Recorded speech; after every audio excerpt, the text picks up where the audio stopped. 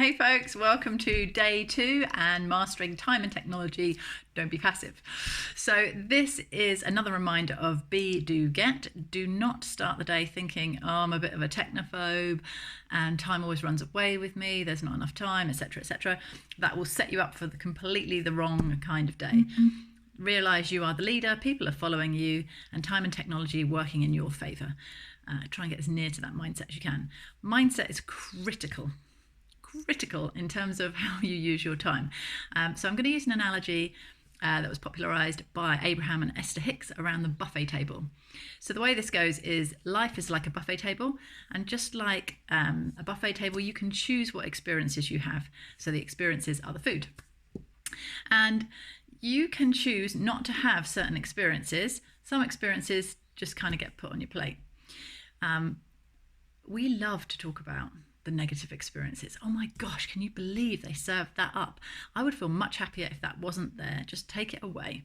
Now, unfortunately, nothing can get taken off the buffet table of life. And even more, unfortunately, or fortunately, as you'll see, the kitchen are deaf. So they don't hear your comments about the food. They just notice your attention and bring you more of what you were paying attention to. So when we're having these group conversations about, oh, isn't this terrible, and this is happening, and it's all going down the tubes, and goodness me, it's all going to be a disaster. You know, this is how we get global panic about things, because people are so in love with talking about the problem because it's so harmonious. We can agree about it. We empathise with each other about it. The problem is the kitchen keeps bringing us more of it. Now, I'm not saying that coronavirus has started because we all started talking about it, but the panic buying is absolutely caused by this kind of mentality of just talking up the problem. Now, problem analysis is a good thing, but it needs to be separated from solution creation. So this is the other end of the buffet table. The solution creation is, wow, there's so many amazing things up here. There's so many things I could do. There's so many amazing people. People are so cool. People are so kind to each other. I can do this and I can do that. And there are lots of bits that fit. So my tip is separate the two parts of this conversation. Problem solving is one conversation, solution creation is another conversation. If you have to move quickly from one to the other, don't just try and move along the buffet table. You'll get your nose into all sorts of things you don't want your nose in. Back off, get general about things, and then move, and you'll be able to go back again. So this looks like, oh dear, isn't it terrible? The technology just won't cope. What shall we do? We'll all be separated. No, nothing will happen. The projects will all start failing. Okay, so we're specific. We're down eating rubbish down at the bad end of the buffet table. So we move back and we say, okay, everybody's having problems right now. Projects always have problems in the middle anyway. It's not just this exaggerated situation that we find ourselves in. And there's bound to be solutions. And actually, we've been here before, haven't we? And do you remember that project where somebody else solved the same problem? And actually, we have got some really good people on board, and perhaps we could do things a different way. Now, can you see how the negative general conversation is moving into positive general conversation quite easily? And now we're starting to think of things that are specific, and now we can go back to the table again, and now we can talk about solutions. The two energies just don't go together. Okay, another important piece that comes out of this buffet table is how you work. So if you start your day off feeling all negative, and I know you've had a problem with the kids, or you've had a problem with mum and dad, or whatever, and then you sit down and expect to do your best work, you will fail. I'm sorry. It's so worth getting into a good state first. Make yourself happy. I don't know what it will take to make you happy. It might just be a cup of tea. It might be calling a friend. That's why these 30-minute social kind of hello, how are yous at the start of the day for organisations are going to work so well, because it will lift your spirits back up again, chatting to other people. Do not try and start work when you're feeling miserable. You may as well stay in bed. Honestly, you've had those days, you know what they're like. You either stare at your laptop and produce nothing and just get more and more cross with yourself at how much stuff you've got to do and why you're not doing anything, or you do produce something and it's crap. Sorry, but it is. So don't do that to yourself. Much better just stay in bed. If you can get yourself to feel good, however, and you start working, now you can accomplish in half an hour what you could have done in a day or maybe 2 days of feeling rubbish, and it will be good. I can't state that enough times. I spend so much of my time with my clients talking them to the right end of the buffet table and then setting them off on the solution. Please be nice to yourself and make yourself happy. So let's talk about time. So structuring things, Phil, thank you for reminding me about this on day one, is really important. So structure this time to feel good. Structure in those 30-minute connects in the morning. Put in your times to have a lunch break. Put in the times you're going to play with your kids or phone your friends.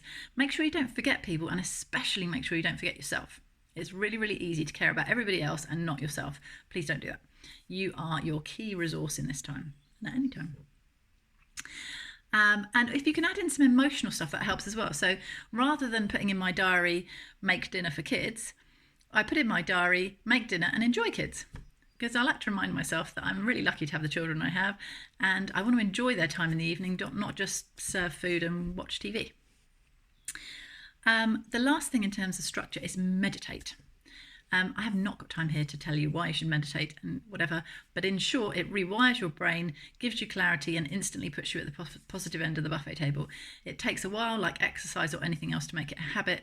Once it is a habit, you will never, ever want to lose it. Loads of research on that. If you want some more on that, let me know below. The last piece on time is important versus urgent. As I was saying yesterday about tasks versus time, important versus urgent is a very similar problem. So we're wired to help with urgent problems. We get thanked for urgent problems. It's all the wrong end of the buffet table stuff. Whereas the important things are usually the things, if we did that, we'd stop having so many urgent, wrong end of the buffet table stuff. So we need to find a way to schedule the important things in. And actually, I think this time working from home could be really good for that. It's so much less likely that people can interrupt you quickly with the urgent things because you're just not somewhere physically they can tap you on the shoulder and say, hey, can I have 5 minutes? You can even turn your phone off. Shock horror. And you can turn your email off. Oh my God. But not if you're a helpless person. Obviously, if your job relies on you answering the phone instantly or answering the email instantly, fair enough. But most of you, if you put your hand on heart, you'll have to agree that that wasn't in your job description. Neither was clearing your inbox. So stop making that a thing to beat yourself with. Okay, on to technology. Faces are really, really important. Again, loads of research on how people act differently, perform differently, productivity differs when they can see a face of who they're working for. In the old days, before there was internet, I would physically have photos of my team on my desk in front of me so I didn't forget them. It sounds ridiculous. You think, well, how could I forget people? But you do. When you're in the middle of an email panic, you forget to include people. But if you've got a little photo in front of you, you won't forget them. Also, photos of your friends in this time. If you can't just pop around and see people, make sure you've got a photo of them.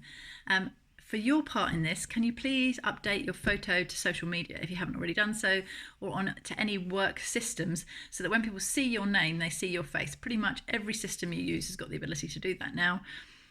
Please don't hide. We did that day one. We need to see you. You're our leader. We need to see what you look like. It really, really, really helps when we can see who we're working for. In terms of technology here, there's Zoom, Skype, Slack, Microsoft Teams. There's a million more that I'm sure my colleagues on this conversation will put in the comments below. Yes, there's going to be reliability problems. Yes, just like the health service, they were not prepared for this kind of usage of their systems. Your IT people feel exactly the same way. So when you've got a problem with IT, don't go and complain to IT. You're at the wrong end of the buffet table. You can all talk about how dreadful the problem is, but you won't get anywhere. Much better, ring IT and say, I'm trying to do this. And obviously System X isn't playing at the moment. What's another way I could do it? These are bright, funky people. They know different ways of doing things that you might not have heard of, and they can give you a different way to do what you want to do. Stay at the solution end of the table when you're talking about technology. Please, please, please, please, please. And then you'll get the answer that you want rather than more information about the problem that you don't want.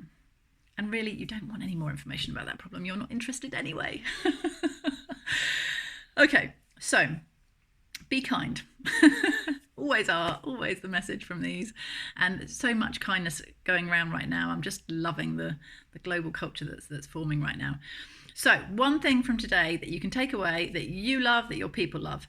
Love to hear about that below. Please pass these videos on to anybody else that can use them. And take care of yourself, and look forward to seeing you on Monday. Have a good weekend. Bye, guys.